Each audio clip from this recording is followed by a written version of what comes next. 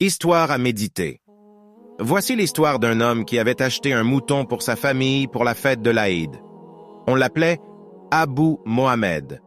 Arrivé chez lui, au moment de faire descendre le mouton de la voiture, celui-ci s'échappe et rentre dans une maison voisine où vivent des orphelins avec leur mère. Abou Mohamed poursuit le mouton afin de le rattraper. Mais celui-ci s'est introduit dans la maison où vivent les orphelins avec leur mère. Il entre dans la maison en courant, et la mère des orphelins, pensant qu'Abou Mohamed est là pour lui offrir le mouton, l'interpelle avec des doigts.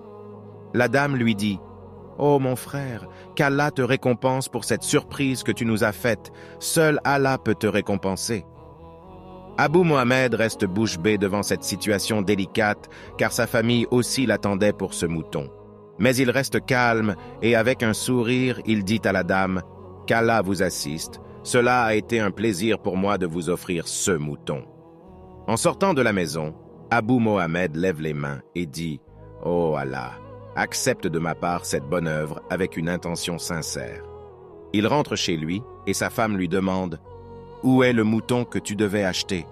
Nous étions tous là en train d'attendre ton retour et tu rentres les mains vides. » Abou Mohamed, sans rien dire, rentre dans sa chambre et se couche.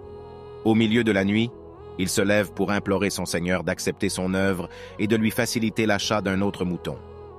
Le lendemain, il se rend dans le parc pour l'achat d'un autre mouton, tout en sachant que la somme qu'il avait ne lui permettra pas de payer un mouton à la hauteur de ses attentes. Arrivé là-bas, il discute avec le vendeur sur un mouton et, naturellement, il lui demande le prix. Le vendeur lui dit que ce mouton lui appartient et qu'il ne lui coûte rien. Pensant que ceci est une blague de la part du vendeur, Abou Mohamed demande des explications.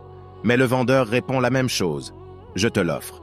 Ce matin, j'avais pris l'engagement auprès d'Allah que j'allais offrir un mouton à mon premier client. » Cette histoire me rappelle deux choses.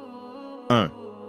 Le verset où Allah dit « Et ils t'interrogent au sujet des orphelins » dit « Leur faire du bien est la meilleure action. » Sourate Al-Baqarah, verset 220. 2. Le hadith du prophète, paix et salut sur lui, où il dit « L'aumône n'est jamais diminuée d'une richesse, au contraire, elle la purifie et l'augmente. » Allahu Akbar.